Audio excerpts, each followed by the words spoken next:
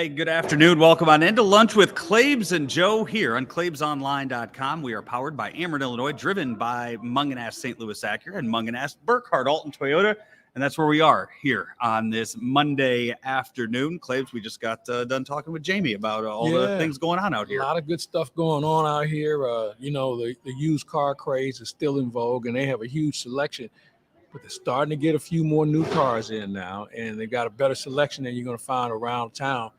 So if you're looking for something for yourself or your family, I'd start here because whether it's used or new, they're going to have something for everybody. So come on out and check us out right here in Alton. You can't miss it. It's one of the biggest stores in this part of the town. So just come on in, check it out. And I know you had one of your friends came in and bought a car here. Yeah, I was emceeing my kid's school auction the other night all the way out in Belleville and had somebody come up to me and say that they were looking for a car for their older son, their 16-year-old son. They came out here to Alton and they asked for the Joe Roderick special. I didn't know they had one, but I'm glad they do. I mean, I was told they got a lower price than what they initially were given, so I guess it worked. So I mean, I was going to say, you asked for the Mike Claiborne special, they might just give you a car for free. I don't know I don't know about that's free, but I'm sure it'll be significantly discounted compared to where you might go elsewhere. Yeah, I just say you just walk around town and throw Claibs' name around. I've learned that the past 3 years, and it's worked out pretty well for me. Somebody did that, so you'll love this story. I just heard about it recently. So my good buddy Joe Lordo was in Miami, and have you ever been to Joe's Stone Crab? I don't think so, no. One of the best restaurants in the world. Al Capone used to go there, and they don't take reservations. All right, you just got to come in. And so he went in and started and found out who the maitre d' was. Went to the busboy. Hey, what's maitre d's name? Joe Roderick. Hey, Joe Roderick. Hey, man, good to see you. Mike Claiborne told me I should come in and check with you to get a good table. And initially they told me it was going to be an hour away. 15 minutes later, he was sitting down. Look at that. I don't even know the maitre d' there. That's the problem. So here's the two things when you're really in a pinch: drop a name like, I don't know if I've ever heard of him, but it must be important, or say you're Dr. Joe Roderick. That always works. Yeah. Hey. Doctor what? Who knows? Or who cares? Hey, we got a lot to get into later. Or during the show later on, we'll get into the Masters, but we got to start with the Cardinals. 3-6 to start the year. What is your level of concern 9 games into the season with what you have seen, not only at Busch, but on TV this weekend, against what you saw in Jupiter? Well, I'm not really concerned. I guess the one thing I'm concerned about, which I told you from the beginning of spring training, this backup catching thing's got to change. I mean, it didn't work last year. It didn't work in the spring, and you gave away 4 at-bats yesterday. You can't have it. Plus, you got to be able to catch, and that's not happening either. Everybody's concerned about pitching, and well, you should. But I think that my biggest issue, this is going to be a big test these next 3 games because you're in Colorado, and that's a place where your bullpen can get burnt to a crisp for so many reasons. You got to find more than Jordan Montgomery that can go beyond 6 innings. Plain and simple. 4 2/3, 4 1/3. 5, that doesn't work anymore because your bullpen will be fried before we come home.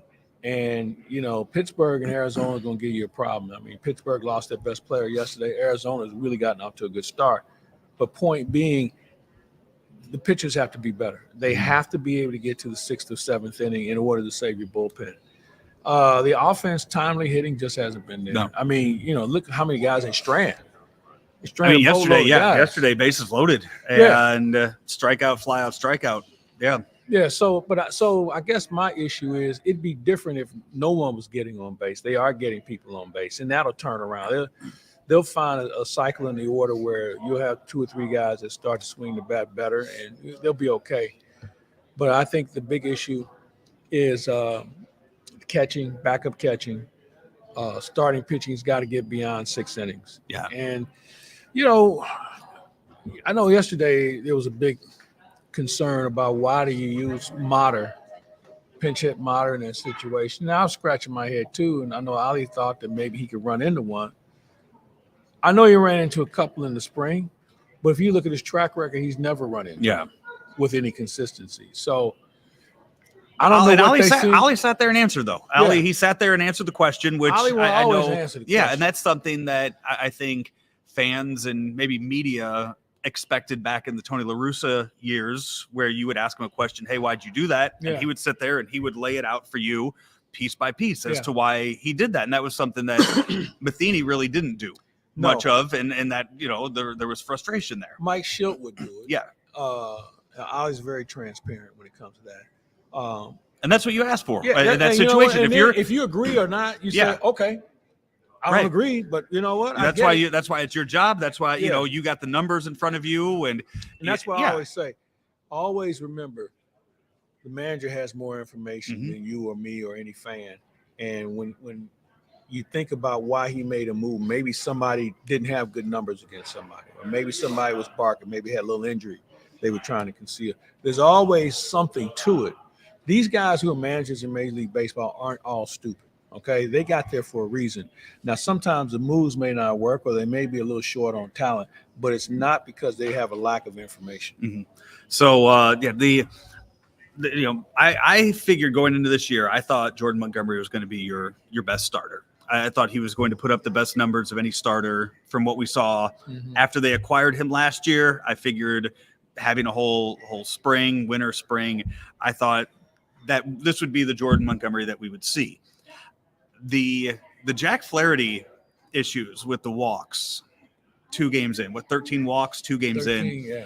How much of that do you attribute to having Wilson Contreras behind the plate, not Yadier Molina? Because it's known Yadier Molina, as far as frame rate goes, Yadier Molina was top of the list. Yeah. Wilson Contreras is better at the than bottom. Kisner. That's the other thing. I think it's a combination of things. I think your point is a valid one. I think that the issue I see with Flaherty, he'll be up 2 strikes in a ball, and all of a sudden it's 3-2 with 3 foul balls, and now it's an 8 or 9 pitch at bat, and that's what I think gets him in trouble. You know, he's got a really tight slider, and sometimes umpires don't give him that pitch, and then sometimes he throws across his body. I think for a guy who's very mechanical, his mechanics are not as consistent as they can be, and I think once he figures that out, and I go back to this. Just pitch. Do what you do.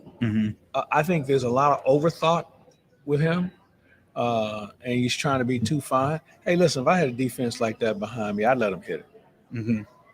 I'd let him hit it right off the end of the bat. We got so Matt's going tonight. Yeah, Steven Matz. Yeah, Steven Matz tonight, and then so Miles Michaelis back at it again tomorrow. So they got to get something out of Matz tonight because, as I said. This I've seen Colorado just shred a bullpen to pieces over a 3-game series, and they swing the bat pretty well there. Cardinals do too. I'm anxious to see what Jordan Walker will do in this ballpark because from day one he's always been a line drive hitter. But if he starts hitting line drives there, somebody in the third row is going to get killed. I mean, because he puts some real muscle behind it, but. I'm anxious to see what he does in Colorado. How much fun are you having watching him through these first 9 games? It's been fun. Something we talked about in spring training. You saw the first day when he hit a ball over the batter's eye in batting practice. I'm like, because you say to yourself, if he can do that, then it's going to be hard to get him out. And I think the key for him has been he can hit the breaking ball. Fastball, he can handle, but he hits breaking balls in areas that most people don't even think about swing with authority. The thing I've noticed is from first to second at bat, what he's learning. Yeah. And he is picking it up real quick. Right. He'll have a bad at bat. He'll ground out in that first at bat. Next at bat, though, he seems to be on it. He knows what's coming, and he's hitting the ball a lot harder. He is a quick learner. I think that what he's done. He already has made a plan B, but he also has plan C in the back of his head because he's thinking they may adjust as I've adjusted. So here's the 2 things I'm going to look for compared to, I know he threw me a change up then. He may throw me another one. What if he doesn't throw me a change up? Maybe he throws me a heater. I mean, you can just see the wheels turning for a young man like that. And so far it's worked. Freddie Peralta was talking about facing him yesterday, and as many people have mentioned, talking about just his pure size. And this is a guy that has seen other big major league hitters before, and said, I heard about the guy. I knew he was 20-year-old rookie. He goes, and I'm standing on the mound, and he goes, when you see that standing in the plate, he goes, it's well, you know what? he goes, it gets as you. it was said to me, he said, I'm trying to think who the pitcher I was talking to. He said, it's one thing to see how big he is, but when you're standing on the mound and you still feel like you're looking up to him, he said, you got to remember, I'm standing on the mound and I still feel small against this guy. And somebody else is talking about how much of the batter's box he takes up. When he gets finished with his swing, he's covered the back end to the front end. He has a long stride. Yeah. It's a very light. Did you watch? Did you see the video of him mic'd up on opening day? I have. When he's trying to say that he's the same size as Alec Burleson, and Burleson goes, "No, I'm not 250." No. There's a whole lot more weight packed into that frame. Yeah. I don't know why anybody would confuse him for Alec Burleson. Two different physiques. I felt bad for him because Tommy Edman told him, you get to keep the truck after you go around, and you could hear the excitement in Jordan Walker's voice that I get a truck, and then Tommy Edman goes, no, he's like the instant disappointment that they do that every year to somebody. You remember the year when Joe Carter gave away? He was in Toronto. I know exactly what you're talking. It wasn't Fred McGriff, was it? No. George Bell. No, it wasn't George. It wasn't George Bell. It was another player. And Joe drove it around as if a fan was going to get the car. The guy kept looking at it and realized it was his car. But yeah, they do that to rookies every year. And Derek Bell, not George Bell. Bell, Derek Bell. Yeah, they had raffle tickets. Right. They had raffle tickets, and then they drove it out there, and Derek Bell's sitting there going, "Wait a second, looks like I know that car." No, somebody definitely did that to Tommy Edman when he was a rookie, yes, of course. And Tommy's just been waiting for that opportunity to pull it on somebody else. Yeah. So they're in Colorado this week. Then over the weekend, the Diamondbacks come to town, who have they have a young team. I've watched a few of their games, late night games, and seen what they have put together they have another real good young rookie on their team, Corbin Carroll, who the guy's fast too. Yeah, you can run. That outfield, I believe they call their outfield the no-fly zone out there in Arizona now, because ball gets hit in the air. Those three guys they have out there are tracking it down. You could see them putting that together last year, and I'm glad they kept Torey Lovullo, good manager. They took some beatings for a while, but now it's starting to come together. I can't tell you they're going to win that division, but I would hate to have to go in there and get 2 out of 3 against them in September. If they still continue to play on the level that they're playing now. So when the Diamondbacks do come to town, giveaways all weekend long at Busch Stadium, starting on Friday, April 14th. The Cardinals, I'm sorry, that's the Diamondbacks are next week. It's Pirates this weekend. Pirates and the Diamondbacks Monday, Tuesday, Wednesday. Friday, April 14th, Cardinals host the Pirates, and that night, 25,000 fans ages 16 and older will receive a Nolan Arenado Cycle bobblehead, courtesy of Coca-Cola and Walmart. You can get your tickets at cardinals.com/promotions. I think we might give away a pair of what we have too. We'll give that pair away out on probably on my Twitter. So keep your eyes open for that. You mentioned or if you come in here in the next 40 minutes, 30 minutes. You mentioned the Pirates injury, O'Neal Cruz sliding into home yesterday, and almost a fight breaking out after the play. I think mostly because of the interaction between Cruz and the catcher following the play that happened. The Pirates didn't like it very much. Well, I kind of get both sides. First of all, O'Neal didn't have a good slide. It was awkward. It was in between. The second thing is, they put this rule in where you're supposed to give the runner half the plate and you get the other half. I've yet to see a catcher give a runner anything. And this guy was upset because he thought O'Neal Cruz was trying to blow him up. Hey, if he wanted to blow him up, he could have blown him up good. If they have to do a better job of enforcing that rule, because some other players are going to get hurt because these catchers are taking up the whole lane. And so I don't blame the Pirates for chirping and wanting a piece of this guy, because he was chirping at Cruz when he's down, injured. But I know the catcher said, a couple of days, nobody be thinking about it. But I got news for you. they won't play each other again this year. No. Yeah, so that he gets off the hook there. Yeah. Because if that was you couldn't step in the batter's box against me without expecting something to happen to you. That's one thing with these new with the way the series are going now. You do there are less chances for things like that to come back and get you later in the year because spring training. Yeah. They face each other in spring training. Pirates Pirates and White Sox play on the same side. Pirates are in Florida. That's right. Yeah. You're right. For some reason, well, they used to train. White Sox used to train. They're down. Used to be down in Sarasota. Yeah. Well, I guess we'll have to wait until Hey, you know what? Those players have long memories. They, although I will say this, it's one of the things I've always had a burn on my saddle about with the Cardinals. When Johnny Peralta kicked Jason LaRue in the head in that scrum over in Cincinnati. Not Johnny Peralta, Johnny Cueto. Johnny Cueto, yeah. Kicked him in the head. Cueto never got Cardinals anything for it. Never did a thing about it, and we've seen multiple players come through here. Yeah. And they didn't do one thing to him, no matter what team he was on. Yeah. And I always found that to be, I was disappointed. Let's just put it that way. I would agree with that. I think there was a time when people expected it to happen many times, and then now you know, and then you don't have bat in his hand then anymore. after a while it just never happened, and you figured it would never happen again. Hey, we are out at Mungenast Alton Toyota, 850 Homer Adams Parkway here in Alton, Illinois. We got to talk a little Masters. They very wet Masters. My guy won. He was my pick. John Rahm? Yes, sir. All right. We'll talk about that and get his thoughts on everything else that happened down in Augusta this past weekend right here on Lunch with Claibs and Joe here at claibsonline.com. There's always been a bright side to living in downstate Illinois. Ameren, Illinois is making it even brighter with a little help from the sun. Right now, we're building a next-generation solar facility to bring you cleaner energy for generations to come. It's good for the environment, your neighborhood, and everyone living in downstate Illinois. That's brighter thinking. That's energy at work. Learn how you can participate in solar programs at amerenillinois.com/renewables. Back here, Lunch with Claibs and Joe here on claibsonline.com. Just wrapping up some of our Cardinal coverage.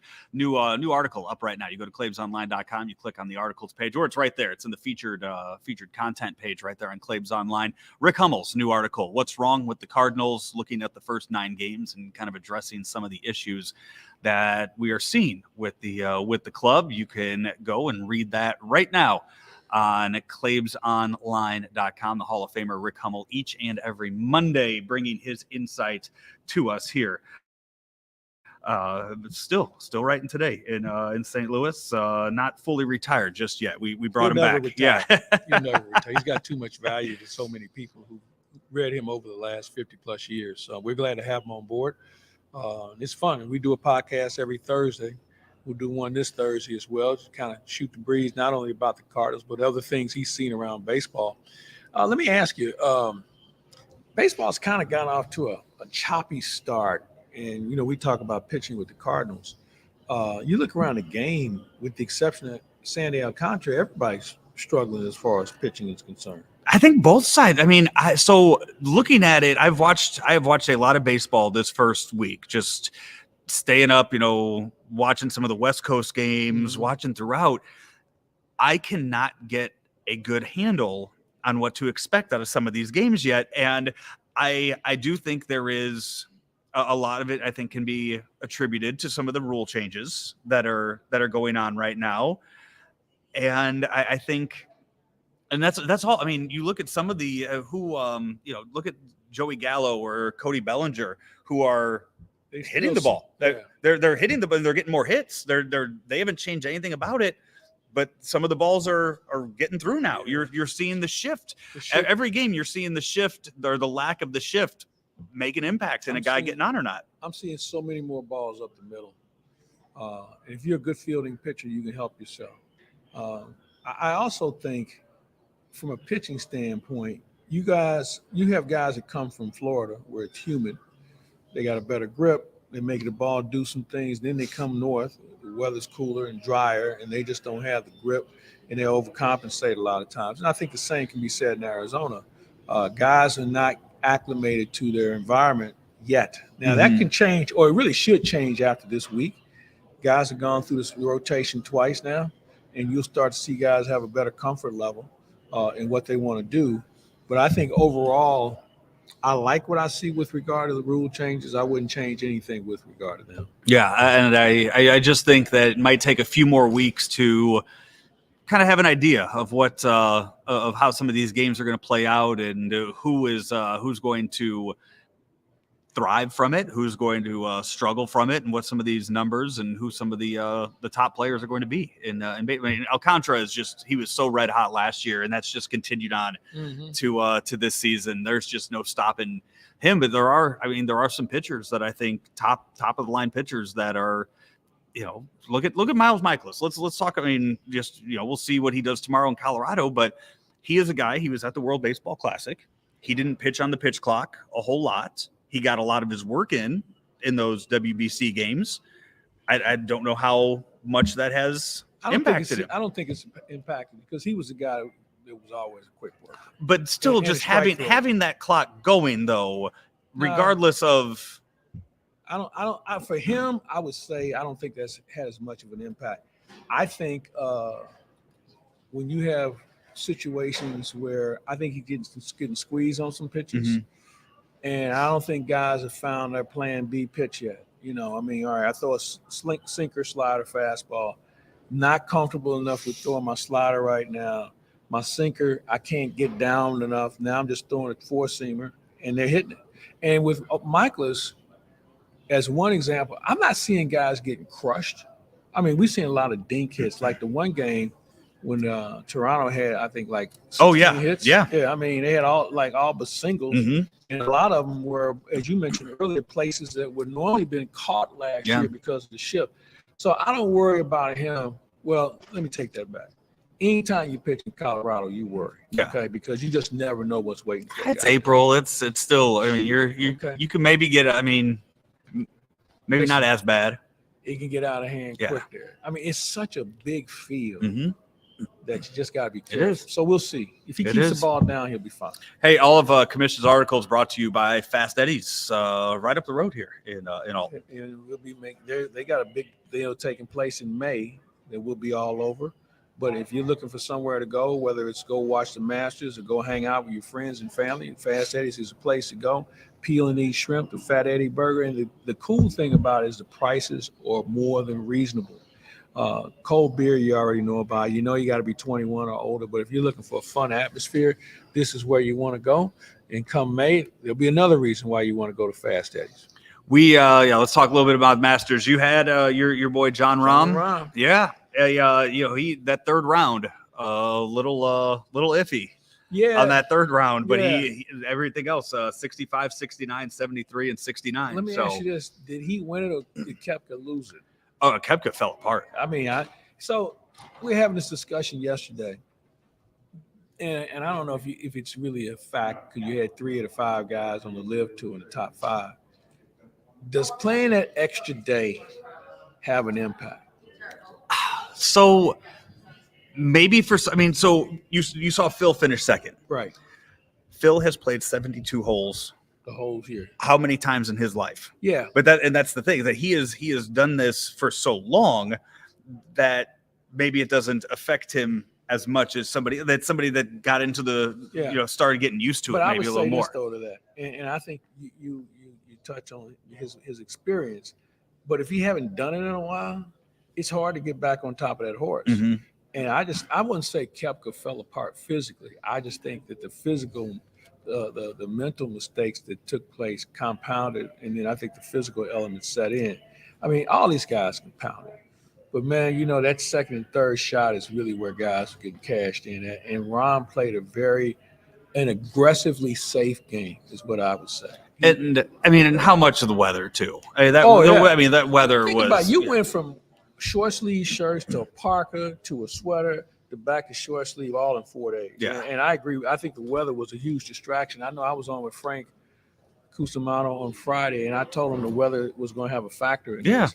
And when you have that to think about, and I know how weather is for me, when it's cold and rainy, I'm distracted. I'm miserable.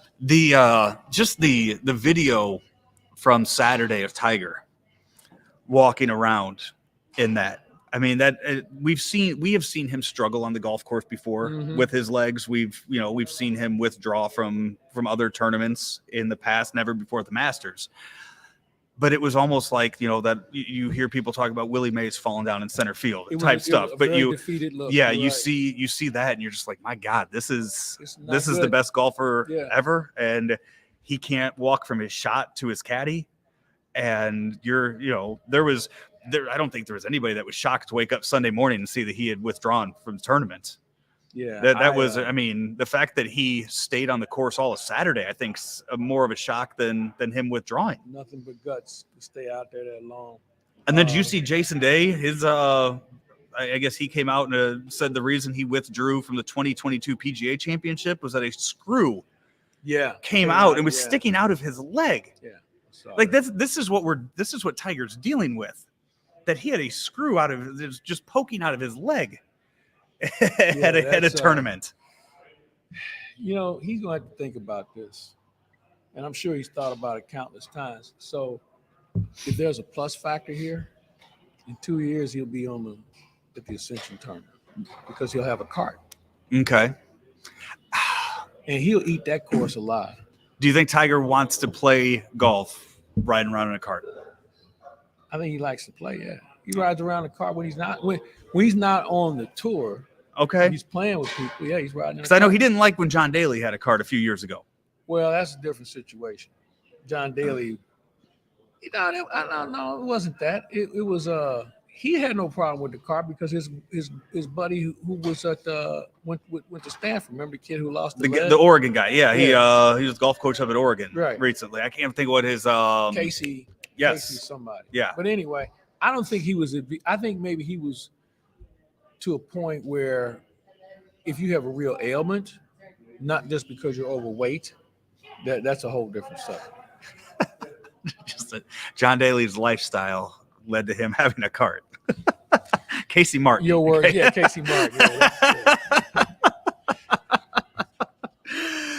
So you see the live guys, the PGA guys. We saw them play together. I mean, this was kind of the first real clash between the two of them. Right there. You know who the only people who are obsessed with this is the media, the writers, who are looking to create something. And I'm not a Sergio Garcia fan, but Sergio put a halt to it the first day. Stop it. We know each other. It is what it is. They made a decision. And it was more of a writer's issue. What, do you think guys are going to get in a fight on the driving range? Because you took the money and I didn't? Maybe not a fight, but I mean, comments would have been made, and maybe a little. Why? I don't think. Why are we I can't all imagine concerned about somebody else. I can't imagine the PGA players throwing punches. I mean, this isn't the Minnesota Timberwolves.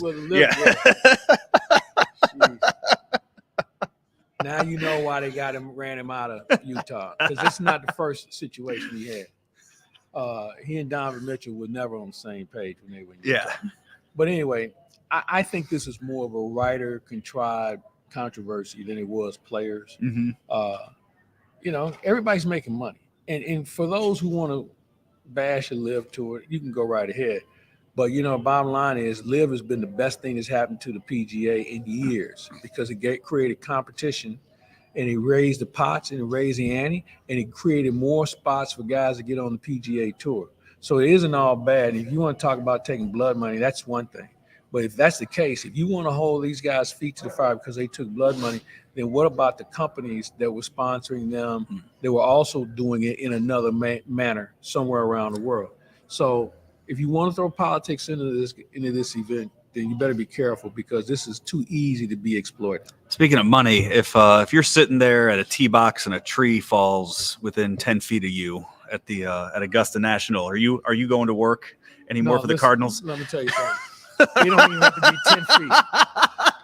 You know what? If I got hit by a pine straw, if that was me there, you say, who's that guy they taking out on the stretcher? He's 50 yards away. Got me. I kind of felt something. My neck's I'm gonna tell you that those people were so lucky. Yes. They were so lucky. A damn tree fell right in the middle. Yes. and did not land on anybody. Like I said, if that was me out there,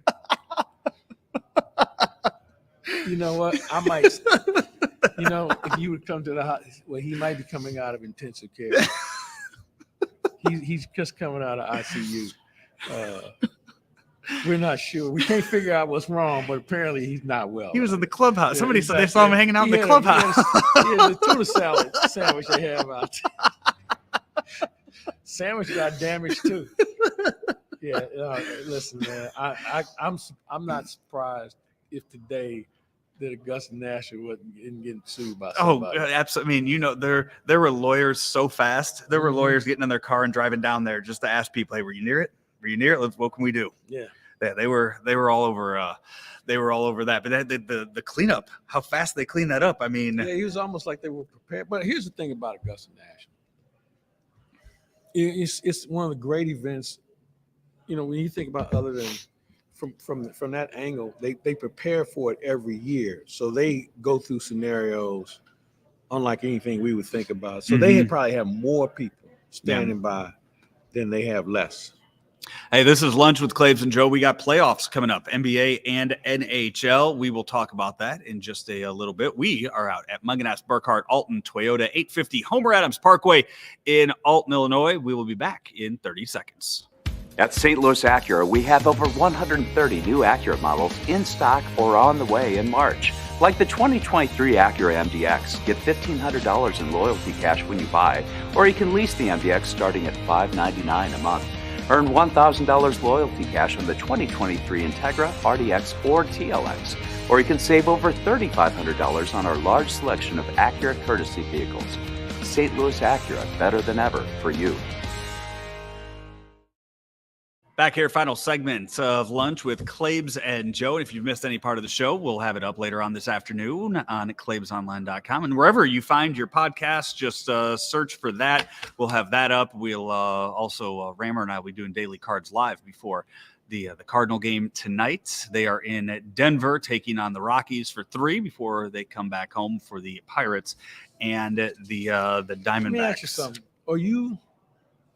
Do you like the fact that they're playing a tough schedule early compared to playing an extended spring training team? Like if you open up against the Pirates or somebody like that. Yeah, see where they're at. See where you're at against these teams. Kind of get a look at them, and like some of them for some you don't have to see it. Yeah, you don't have to see them again Yeah. anymore. It would have been nice to steal a game or two from the Braves because you stole figure a the couple Braves from are the Brewers too. I Yeah. mean, the Brewers and the Braves, 2 teams.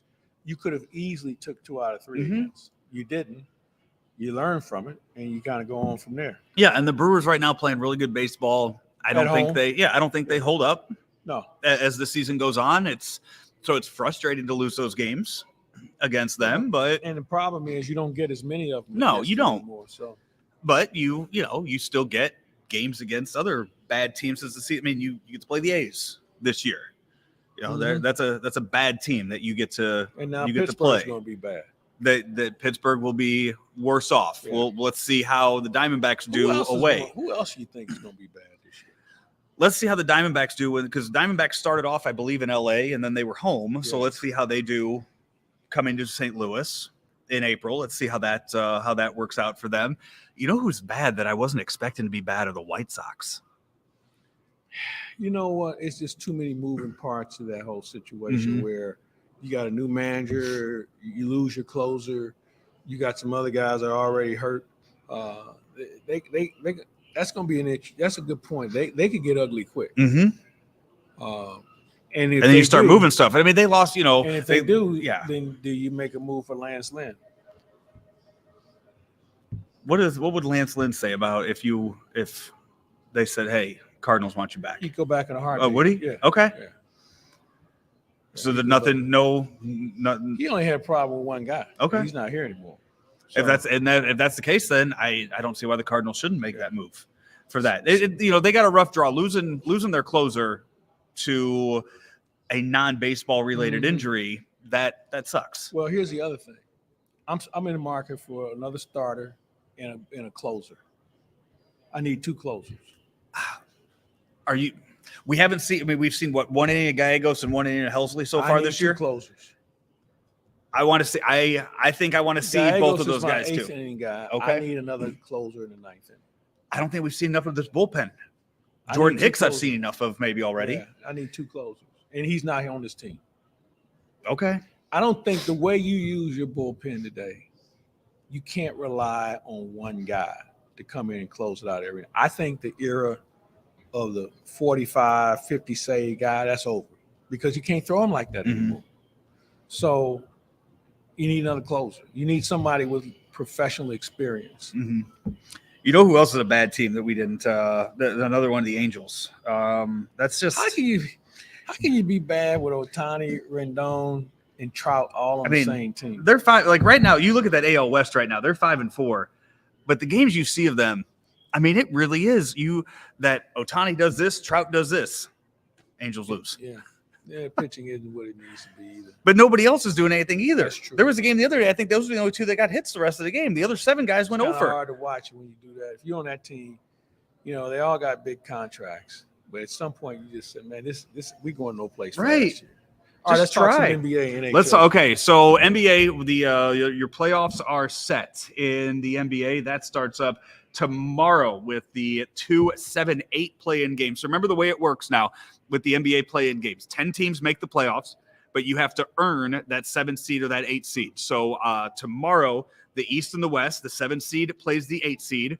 Whoever wins that game, they're in the playoffs. They're the 7 seed.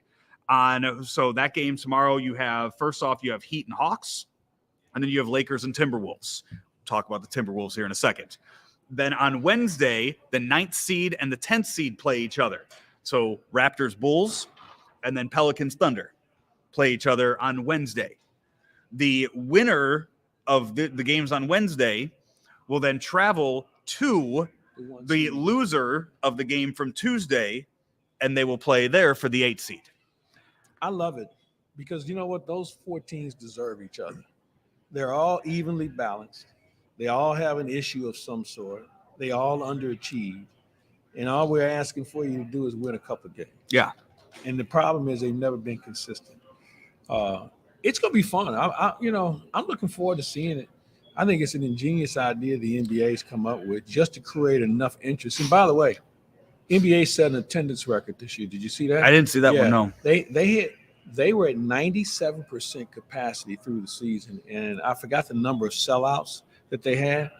I'll try and pull it up here, but some of the markets that they have this year that were good, it doesn't surprise me.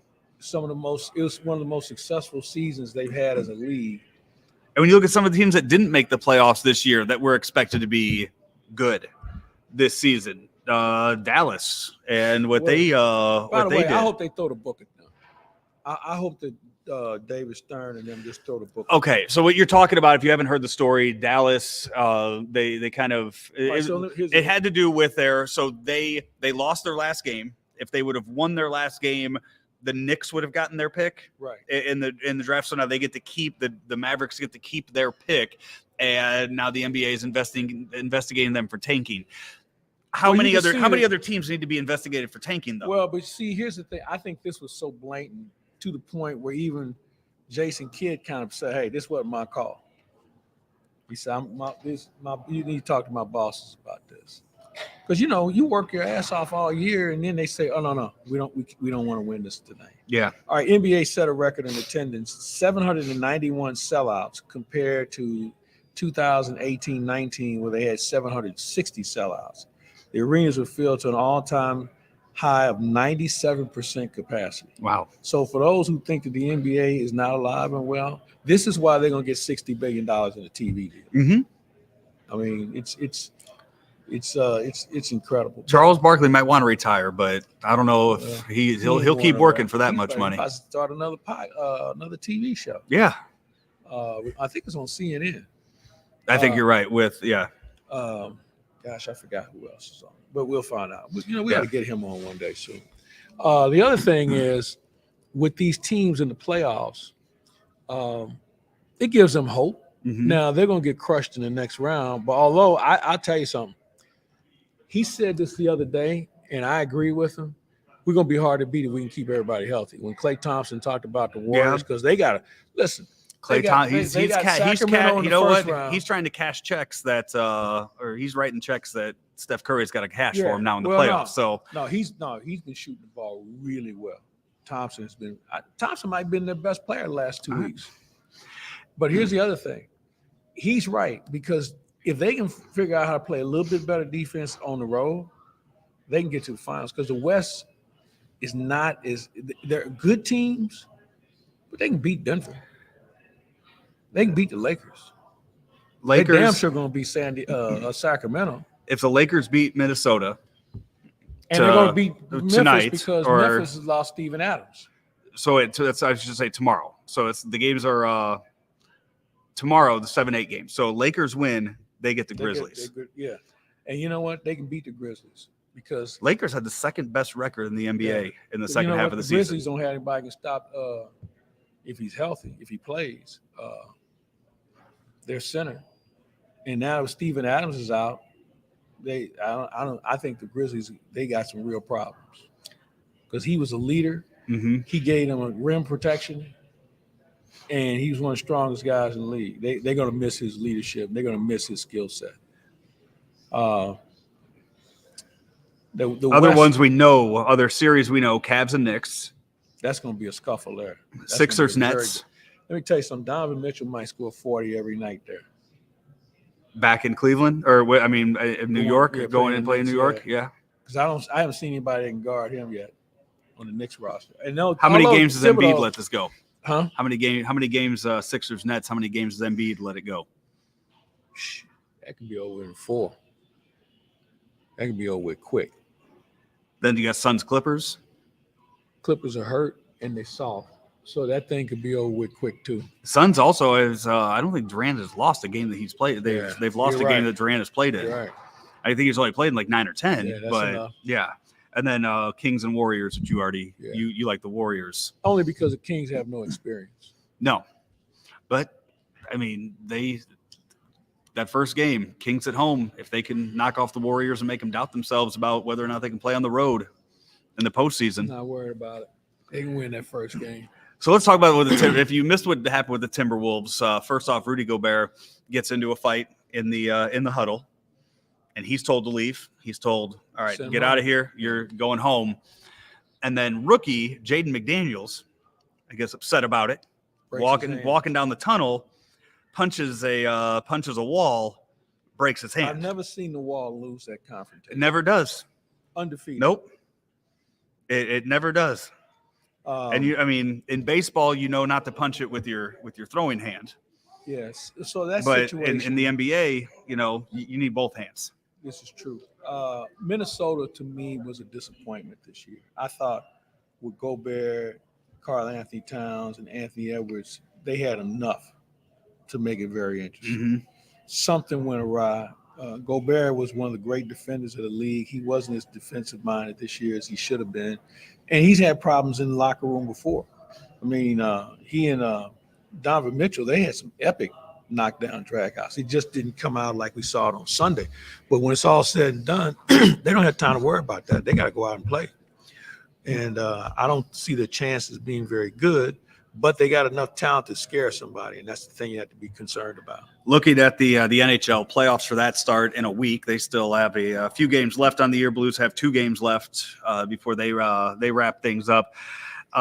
Bruins have already set a record for most wins in a season, 63 wins on the season. They have 2 games left to improve on that, 131 points. There are still a few spots out there in the East. Pittsburgh is 1 point back of both the Islanders and Florida. All 3 of those teams have 2 games left to play on the year. And in the West, you have Winnipeg with 91 points, Calgary with 90. Interesting that you mentioned 2 teams that made the biggest deal in the offseason in Calgary and Florida. Both teams we thought would be better, and they're barely going to make the playoffs, if they make the playoffs at all.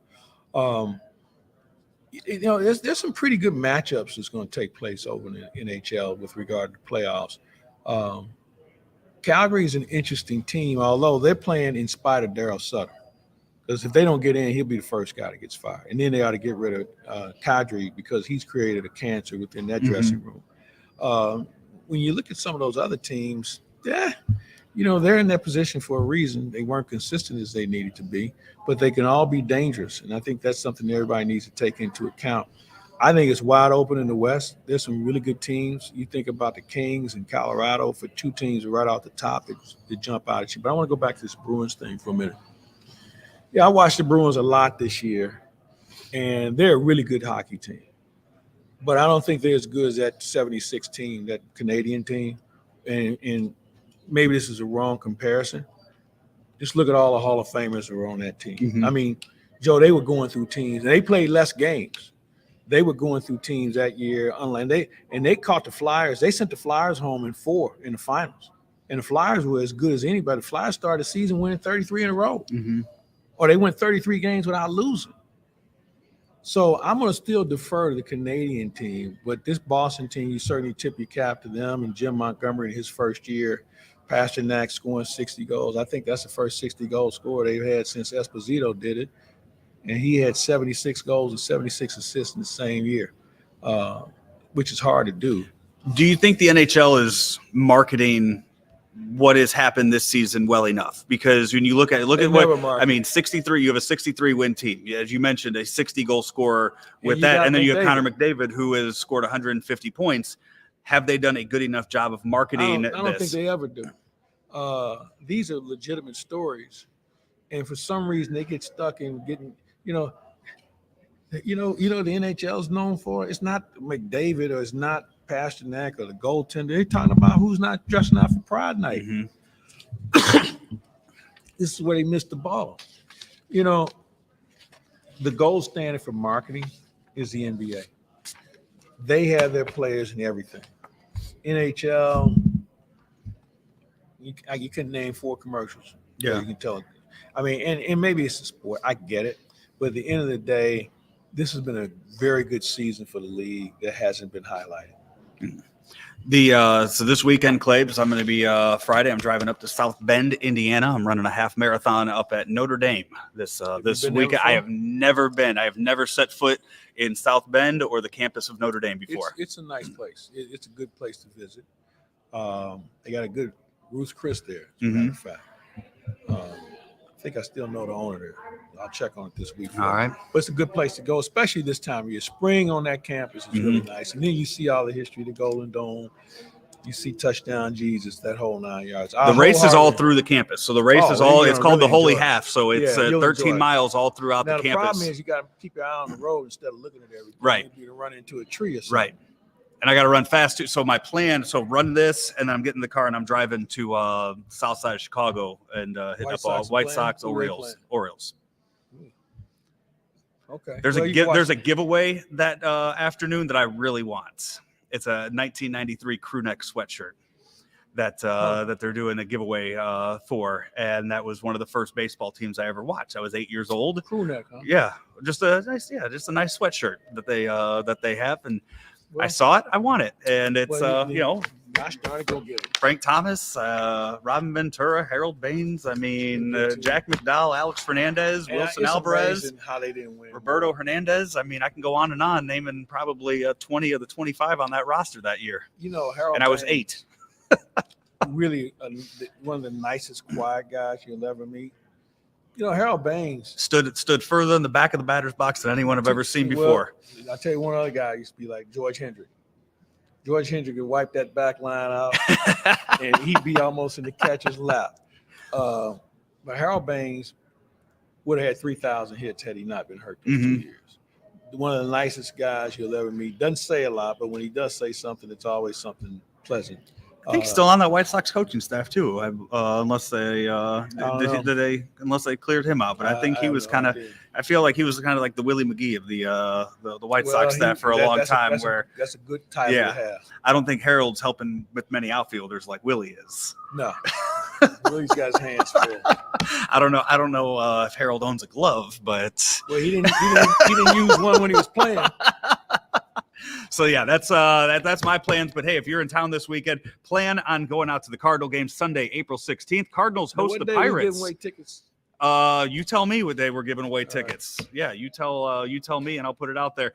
April 16th, the Cardinals host the Pirates, and that day, 25,000 fans ages 16 and older will take home a mystery nickname jersey, courtesy of Maryville University. They're the powder blue jerseys. Here are your options for what jersey you're going to get, Claibs. It's a Goldie number 46 jersey, a red number 2 jersey. I like this one, the Machine number 5, or Engine 42 on the powder blue jerseys. The giveaway at Busch coming up this Sunday. We have some tickets for everybody for Thursday night's game for sure. Okay, we will, and we'll give them all away at Joe Roderick. Follow me on Twitter, and we'll be sure to give them away on there all week long for all of the games that we have. Hey, he's Mike Claiborne. I'm Joe Roderick. We have been out at Mungenast Alton Toyota here, 850 Homer Adams Parkway in Alton, Illinois. Come by, see Jamie, tell him you want the Joe Roderick discount, and see if they knock maybe like $50-$100 off there. Tell them you want the Mike Claiborne discount, and they'll knock off more than that. They'll knock off a lot more than that if you ask for his, if you mention his name. We are out of here today. Daily Cards Live coming up later on. I believe a 2-man game coming out this week before the NBA playoffs, and new commish Rick Hummel article up right now at claibsonline.com. We'll talk to you later. Where were you on July 1st when Nato hit for the cycle? A cycle for Nolan Arenado. How about that? Congratulations to Nolan Arenado for hitting for the cycle. What a night for Arenado. Now you can add that moment in history to your bobblehead collection thanks to Coca-Cola and Walmart. On Friday night, 25,000 fans age 16 and over get a Nolan Arenado cycle bobblehead. That's Friday, April 14th. Get your tickets at Cardinals.com.